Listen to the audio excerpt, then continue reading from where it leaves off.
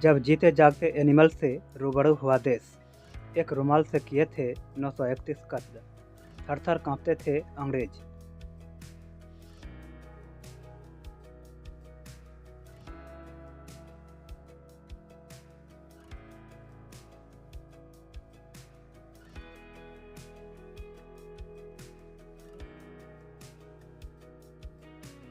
जब रास्तों में मिलती थी मौत, वह जमाना जरूर अंग्रेजों का था, लेकिन उस वक्त रास्तों में मौत तोहफे में मिलती थी। उस दौड़ में एक शख्स ऐसा भी होता था जो राहगीरों में दोस्त बनकर शामिल तो होता था, लेकिन पीले रंग के रुमाल और एक सिक्के से ही उन्हें मौत के घाट उतार देता था।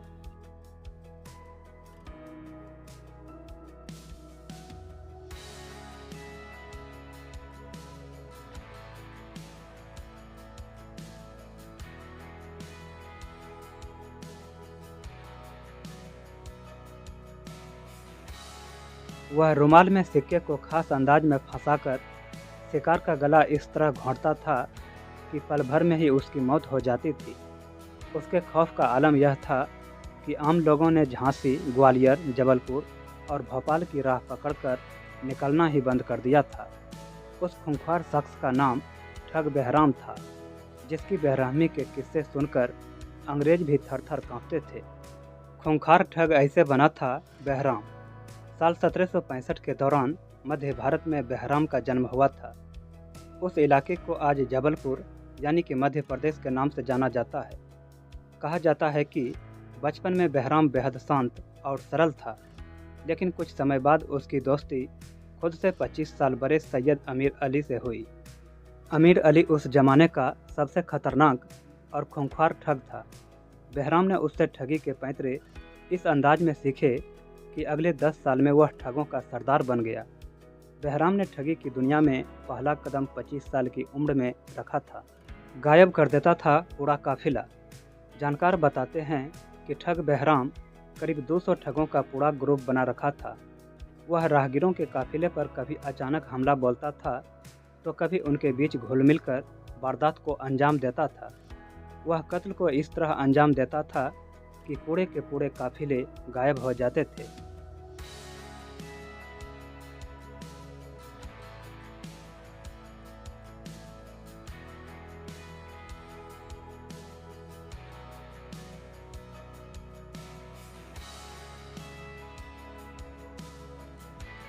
यहाँ तक कि लोगों की लाशें तक नहीं मिलती थी। उस दौरान खबरें आज की तरह नहीं फैलती थी। इसके बावजूद बहराम की हैवानियत की चर्चा हर किसी की जुबान पर रहती थी। उसके खौफ की वजह से सेना के जवान भी सफ़र करने से कतराते थे।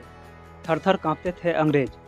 जब बहराम का खौफ पूरे देश में फैल रहा था, उस दौरान ईस्ट इंडिया कंपनी भी अपने कदम तेजी से भारत में जमा रही थी। बहराम से निपटने के लिए अंग्रेजों ने जितने भी सैनिकों को काम पर लगाया, हर किसी को मौत के घाट उतार दिया गया था। ऐसे में अंग्रेजों ने अपने सबसे तेज तर्रार अफसर कैप्टन विलियम हेनरी स्लीमैन को बहराम को पकड़ने की जिम्मेदारी सौंपी।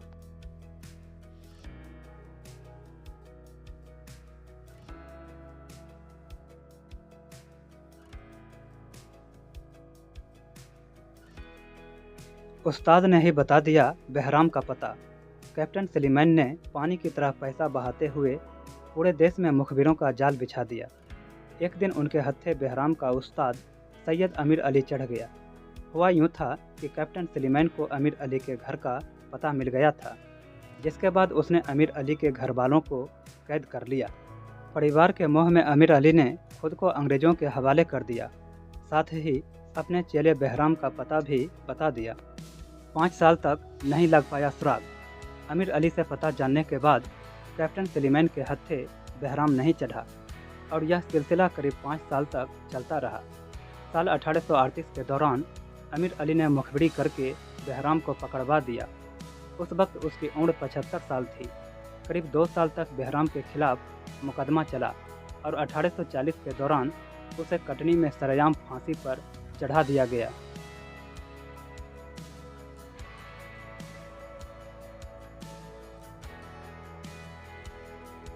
जासूस भी डिकोड नहीं कर पाए बहराम की भाषा।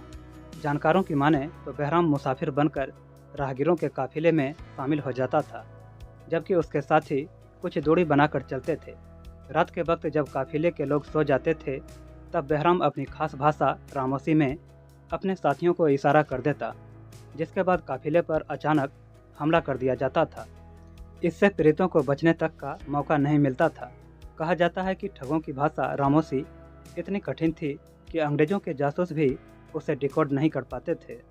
किस्सों ही नहीं, रिकॉर्ड्स में भी बहराम। आपको यह जानकर हैरानी होगी कि बहराम का नाम सिर्फ किस्सों कहानियों में नहीं रहा, बल्कि Guinness book of world record में भी उसका नाम बतौर सबसे खूंखार सीरियल किलर के नाम से दर्ज है। उसका खौफ करीब 50 साल तक कायम रहा। उसने बिना बंदूक और चाकू चलाए कुल 931 लोगों को कत्ल कर दिया।